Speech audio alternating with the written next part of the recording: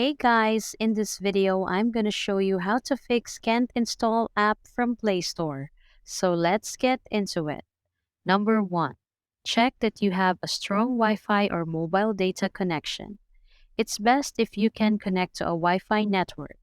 If you don't have access to Wi-Fi, make sure you have a strong mobile data connection. Number 2. Check your storage space. If your device is low on space, it can stop apps from downloading and installing. Number 3. Check for Android system updates. On your Android phone, open your Settings app and then tap System Update.